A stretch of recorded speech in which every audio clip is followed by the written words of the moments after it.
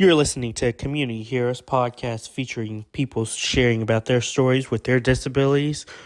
And now for your hosts, Brandon and Pate.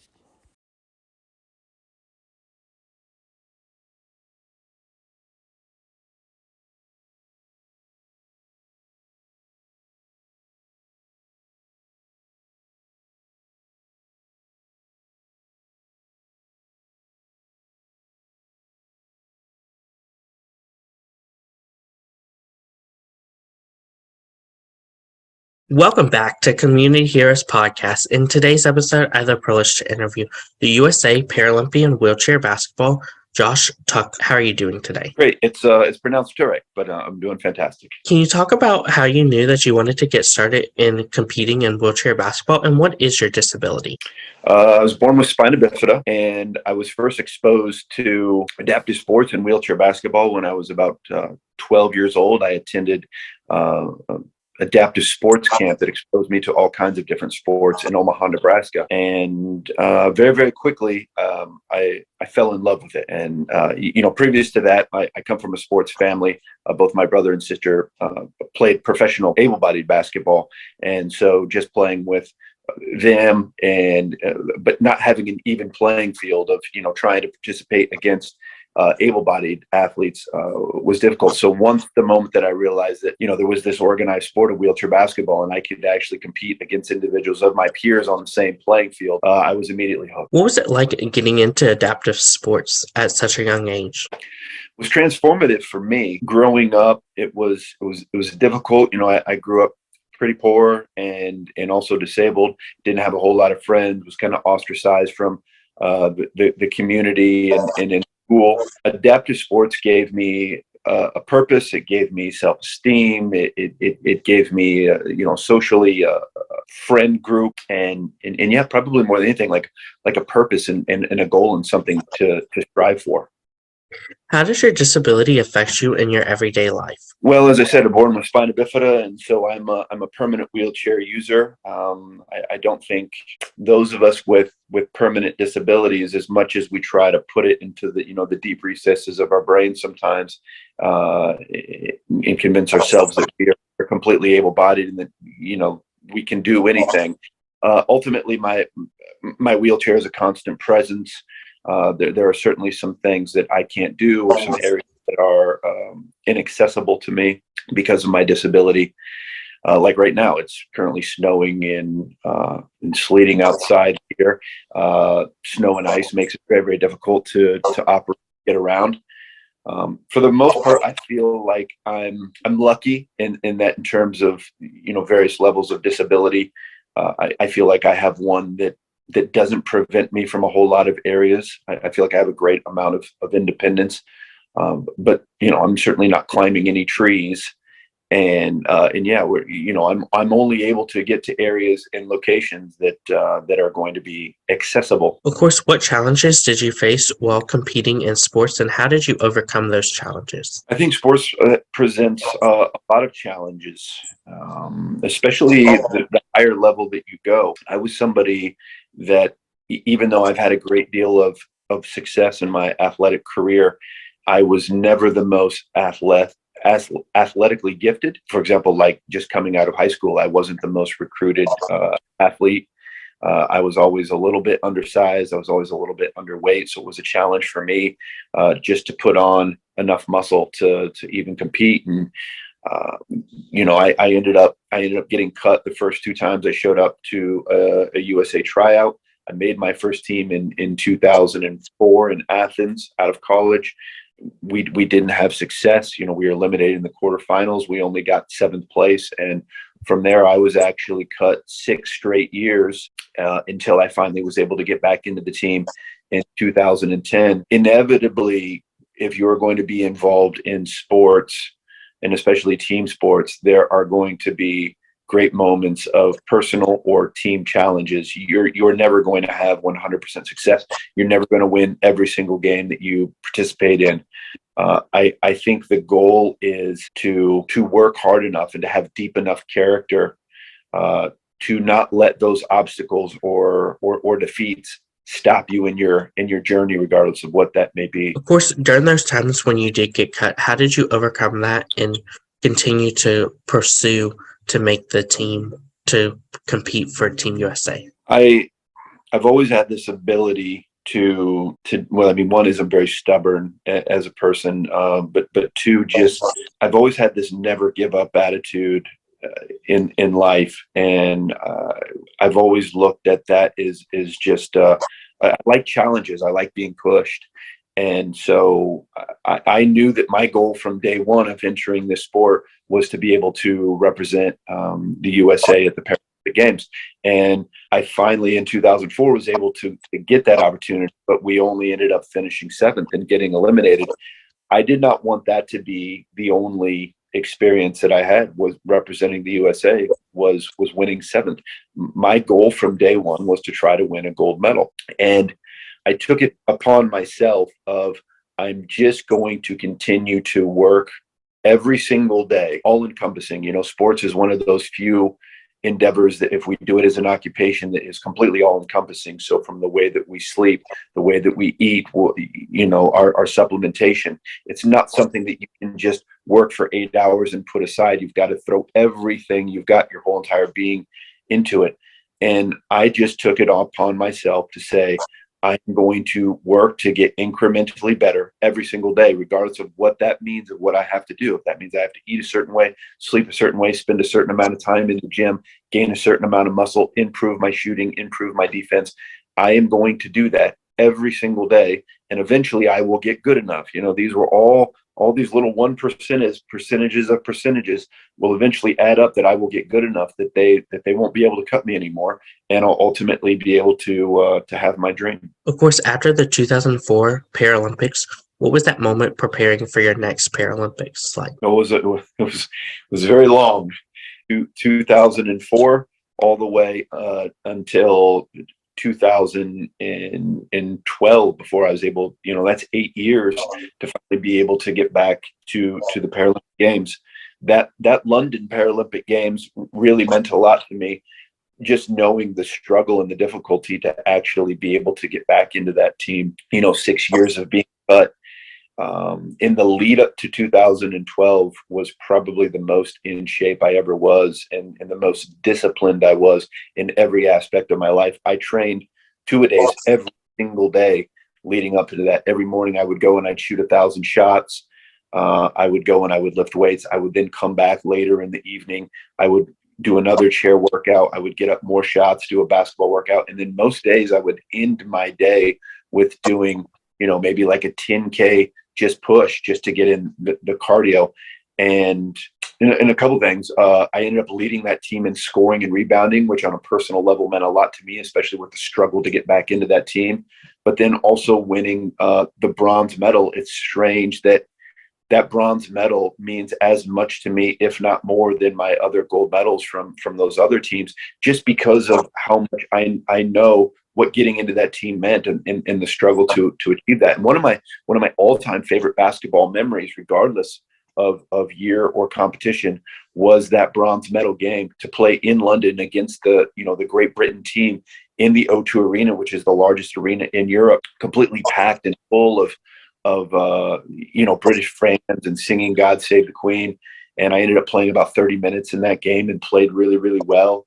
And, you know, just finally being able to get that medal. That was my first medal to ever win in a Paralympic competition that deep into my career. It meant a great deal to me. Of course, what was that moment like when you did receive that medal and you got to put that around your neck, knowing that all of your hard work leading up to that paid off? Really meaningful, particularly just, you know, as I was sitting there on the medal stand in 2012, you know, it wasn't the medal that I wanted. You're not seeing the USA flag. You're not hearing the Star Spangled Banner. But for me, it was beautiful because the London Paralympics was just amazing in terms of how it was supported. Every game was sold out, being in the papers nonstop. And I had a lot of my family and friends there.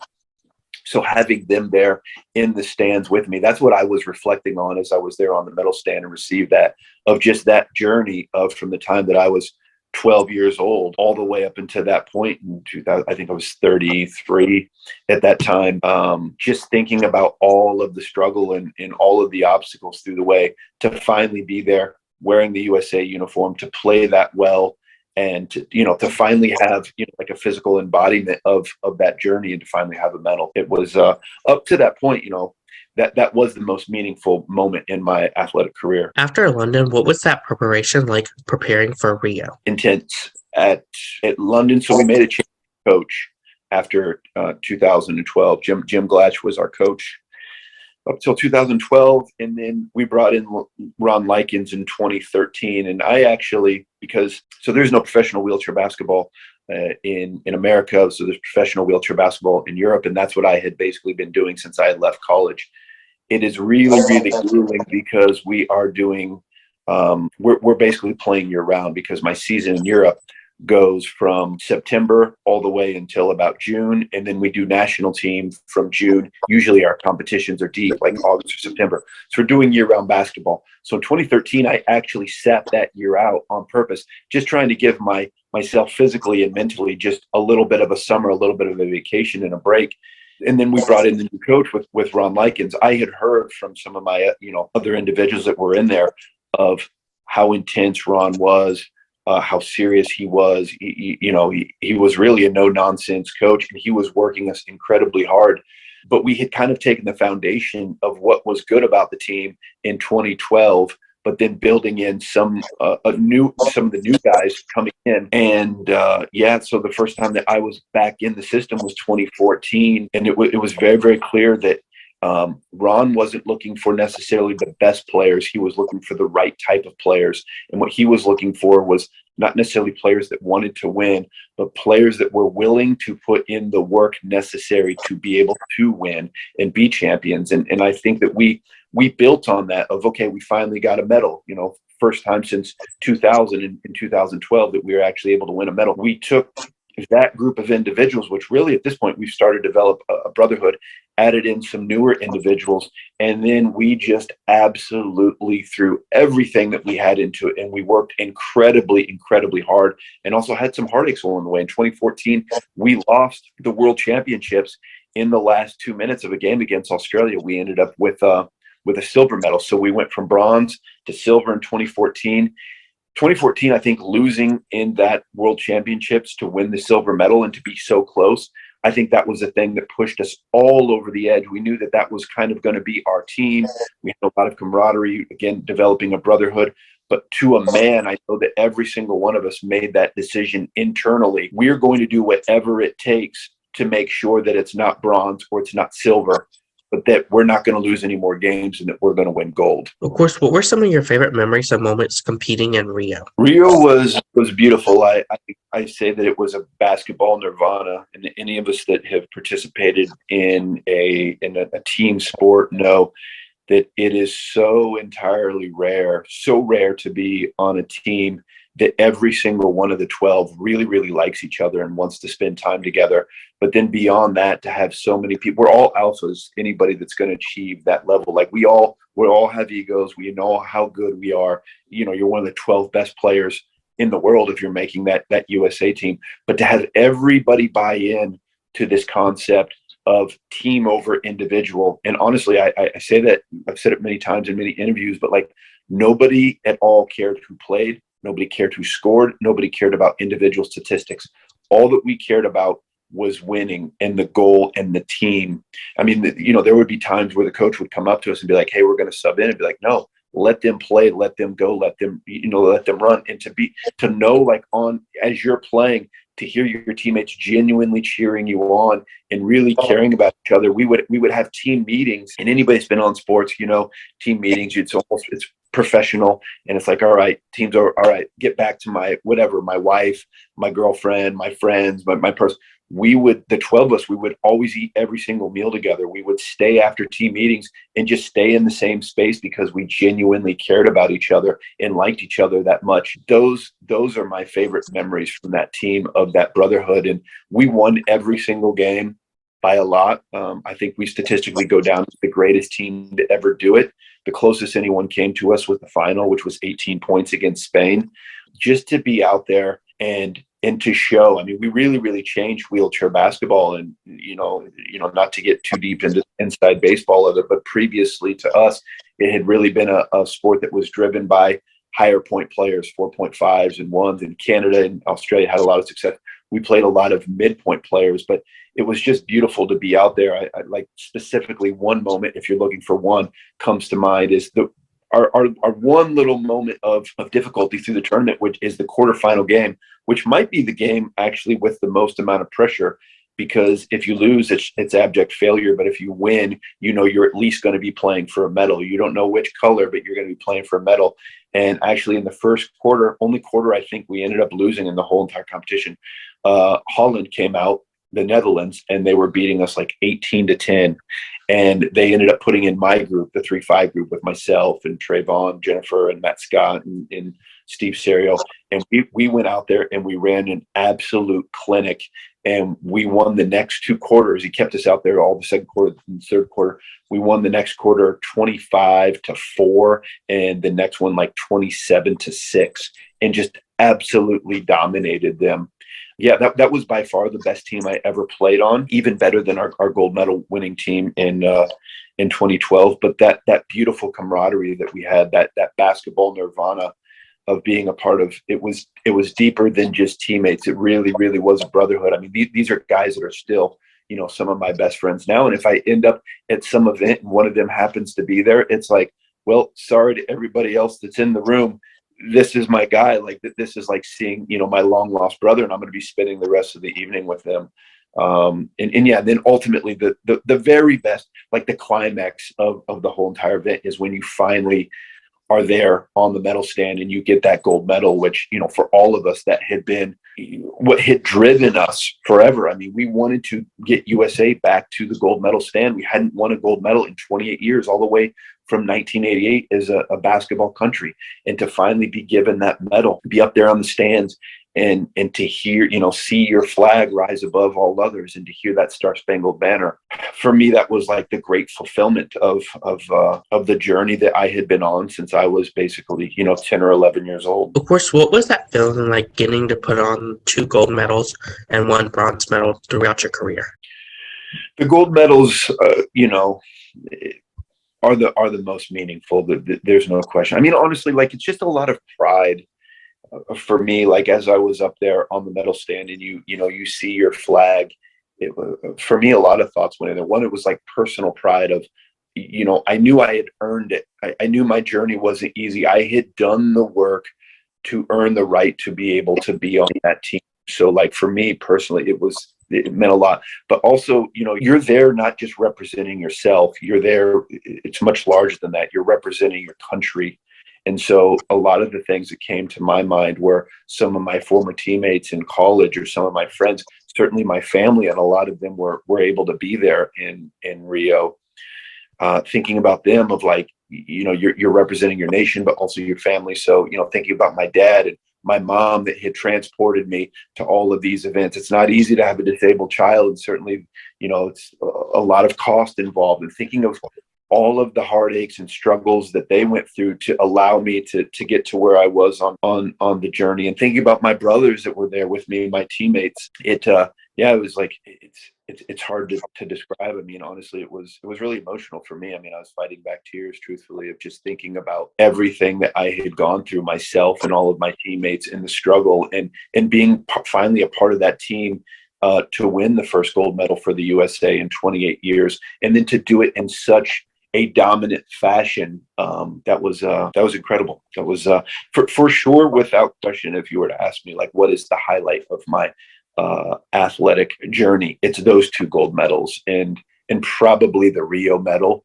most of all. Just because I think that, athletes, you'll ask them, like Tom Brady, you'll say, oh, what's your favorite of the 7 Super Bowl rings? And he always says the next one. Well, my athletic career is now over, and so there is no next one. But I think that any time that you do something for the very first time and you've never experienced it, inevitably that is the one that's going to be the most meaningful to you. So yeah, that Rio medal, which actually I have them both here. This Rio medal. I mean, these are the 2 things that have meant the most to me in my athletic career. Of course, after Rio, what was that like, preparing for Tokyo? As you said, that would be your last Paralympics. Difficult. It was much more complicated. My story after Rio was not necessarily a smooth journey. So I actually had said to my teammates, my goal from day one was to win a gold medal, and we did it in such a dominant fashion. I didn't think I would ever play for the USA again, honestly. I was very, very happy for the end of my story to be with a gold medal in Rio in such a dominant fashion. So again, I took that next year off in 2017, and I didn't play at all with my national team. And then in 2018, so I was still playing over in Europe, and I was still playing in Spain and playing very, very well. So my teammates had contacted me and said, "Hey, why don't you come back?" Well, in 2018, I was getting married. Due to a variety of circumstances, I ended up missing the tryout. So I wasn't able to participate in 2018 either for the national team. And USA ended up losing in the final to Great Britain by like 20 points. And here I was still playing in Spain. I was a leading scorer in Spain, like the MVP. I actually ended up spending that summer also playing in Australia, was like the top scorer of the Australian League. So the coach and a lot of my players, which again are like my best friends, my brothers, they contacted me and said, "Josh, would you be willing to come back for 2 more years? We've lost in the World Championships. Let's try to win a gold medal and be one of those few handful of teams that actually goes out and wins back-to-back gold medals." So I agreed. I knew it was only going to be a 2-year journey, 2019 and 2020, but I had said to all of them right there, then and there, I'm going to do it. But the finish of my career is going to be the 2020 Paralympic Games. So I'm still playing Europe. 2019 had a great year. We went to the Paralympic Games, won the gold medal there. That could have been statistically the best that I ever was for USA. We were in Lima, Peru. I think I led the team in scoring down there. 2020, leading up to the Paralympics, I'm really, really fit, feeling good. I actually was All-Star 5 in the Copa del Rey in Spain, which is the best league in the world. Everything's on track leading into this perfect finish of 2020 Tokyo. COVID comes. League gets shut down, Paralympics get delayed. Well, here I am. I've set up my whole entire life, and even outside of my life, I had agreed to take a job with New Motion. I was finishing my master's degree, and all of this lining up with this perfect finish of Tokyo 2020. COVID comes, and now I've got to come back to the US. I have no team to play with. I've got no one to train with. I also have to take a full-time job because there's no organized wheelchair basketball now. The Spanish leagues, the professional leagues are shut down, and I'm also finishing my master's degree. So I'm training by myself for the first time, not playing professional basketball, working a full-time job, and also trying to finish my master's degree. And we have a year delay, which for me is meaningful because I'm getting older. I'm getting, to the tail end of my career. So that journey of basically the way that I trained for Tokyo, not now 2020, Tokyo 2021, is I woke up every day at like 5 o'clock in the morning, went and pushed down to the local YMCA, trained by myself, worked a full-time job all day, pushed back to the gym, which is downhill, but it's all the way uphill on the way back. Got in a second session, and then would get back home at 9 or 10 o'clock, would try to fit in my master's degree programs just whenever I had the time or ability. But it was a real struggle. It was not easy. And also, like, what went on with just even getting to Tokyo with the mask, the daily COVID test, and not being able to be there with your family and friends. I mean, we're playing in front of completely empty stadiums, and half of the enjoyment of being at the Paralympic experience is to experience it with your family and friends. And, you can see the difference between 2016 and 2020, the difference between like how successful we were. We lost the game in Tokyo. We had 3 or 4 really good games. The gold medal game, we were losing by 5 with 4 minutes to go. It was not easy. A lot of us were on the backsides of our careers.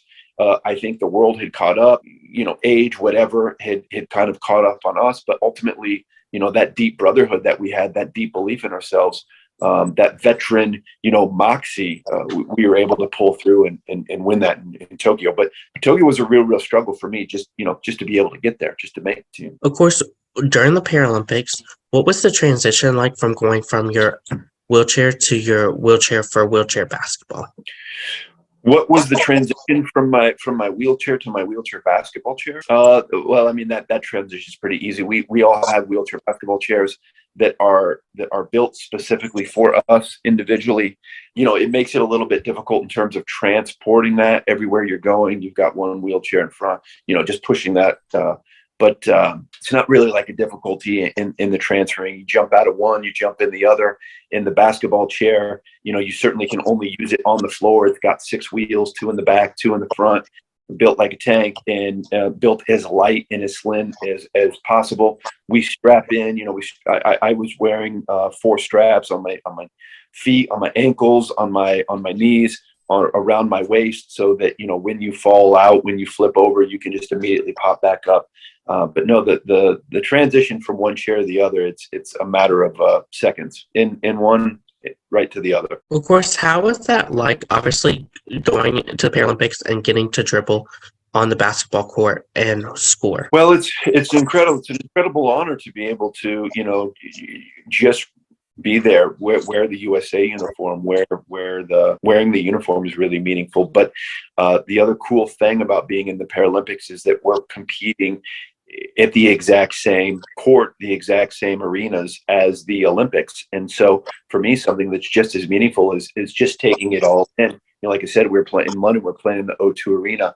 In Rio, we're playing in the Olympic arena in Tokyo, and knowing that this is where LeBron James and Dwayne Wade and you just go through that list of players. Kobe Bryant had been playing on, wearing the same uniform as you. It's something, the very first time that you push on to that Olympic court, just taking it all in and looking around, for me, that was always one of the most cool moments. Is the first time you're on there, it's actually not in the game. You go out there and you play, you do a practice at least once on that floor. And it always would take me a minute just to kind of like gather and just be like, oh my God, I can't believe how lucky I am to be here in the arena playing, representing my country, wearing the USA across my chest. It would always take me a few minutes just to gather myself and say, wow, I can't believe I'm here and I'm this lucky to be able to do this. What's that like, obviously, getting to meet your young fans and having them ask for your autographs and photos with you? Yeah, it's meaningful, because in this, it's, what you realize, especially the longer that you end up doing this and the more you end up playing, it's the Olympics and the Paralympics is bigger than sport.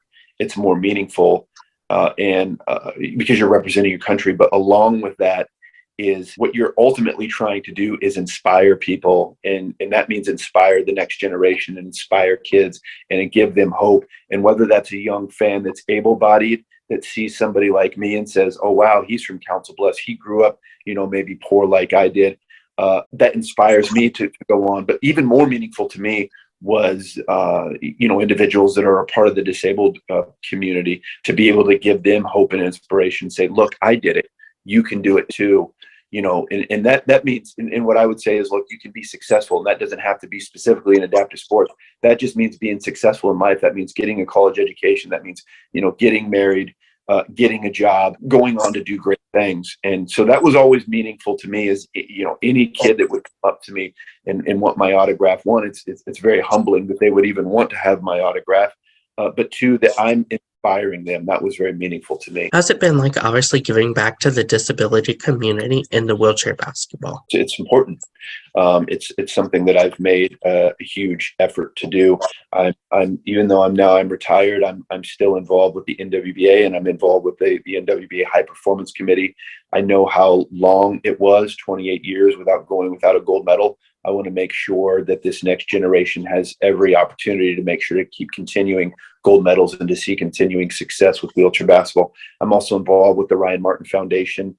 I'm a director and a board member on that. And what we basically do is we provide free summer camps and adaptive sports opportunities to disabled kids, because I know how influential adaptive sports was for changing my life. I essentially owe every bit of success I've had in my life to adaptive sports. It truly changed my life. And I want to make sure that the next generation of kids has that same opportunity and those same abilities to do so. How's the transition been like, from going from being a wheelchair basketball player to transitioning and retiring and getting to the corporate world? Easy for me. I know that for some, the transition away from sports, especially, so much of who we are can be wrapped up in that sporting side of things. For me, though, I ended up getting more than what I ever wanted out of this. I wanted to be in 4 Paralympic games, or in one. That was my ultimate goal, just play in 1 Paralympic games. I got 4. I wanted to win 1 gold medal.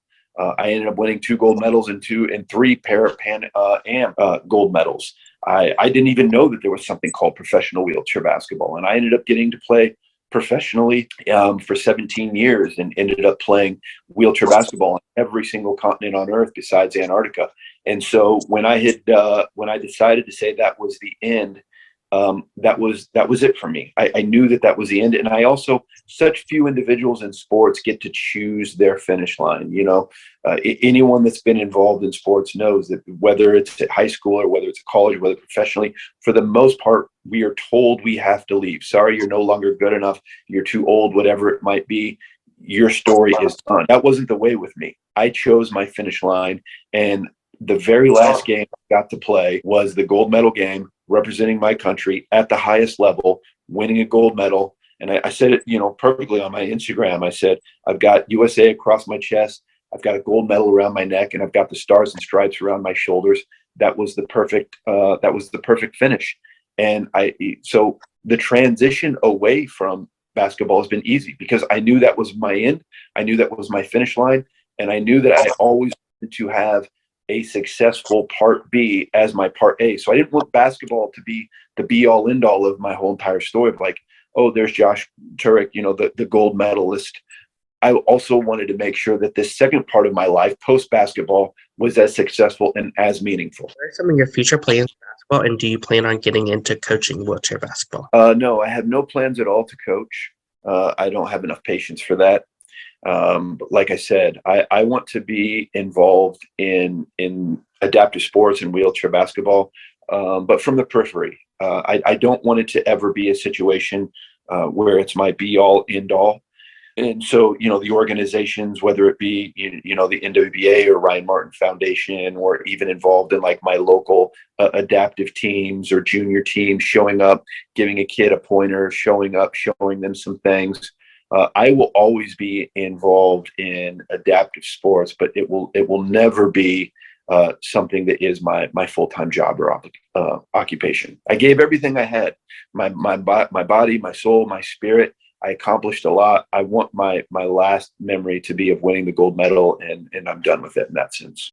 Would you give disabilities that are looking to get into adaptive sports?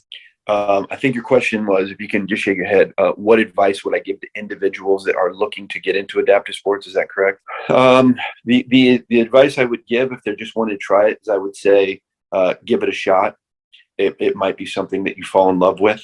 And for those that are already doing it, I would say set your goals high. You don't want to have any regrets. And I would also say to anyone that is attempting to play at a higher level, or certainly like an Olympic or Paralympic level, I would say be singular minded and totally focused that sports is something that ultimately you're going to achieve what you've deserved to get or what you've earned. It's going to take everything in you. And again, like I repeated before, it's going to take from the way that you sleep, from the way that you train, from the way that you supplement, the way you, like everything from what you put in your body to how much you sleep.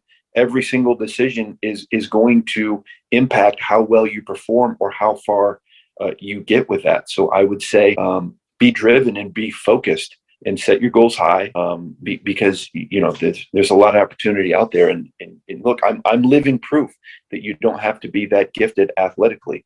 But you do have to work that hard to be able to achieve success in this arena. Your future Paralympians that are looking to compete in wheelchair basketball. What would be my advice to future Paralympians looking to participate in wheelchair basketball? Exactly what I said to you before is it's going to take an awful lot of work. And I would say that wheelchair basketball is such an amazing sport. It's a beautiful sport. I truly, truly love wheelchair basketball. I think it is the pinnacle of Paralympic sports in terms of its athleticism and in difficulty and speed.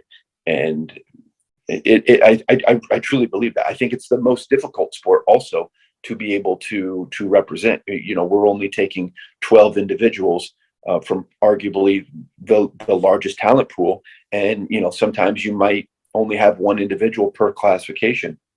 So it's going to take an awful lot of work.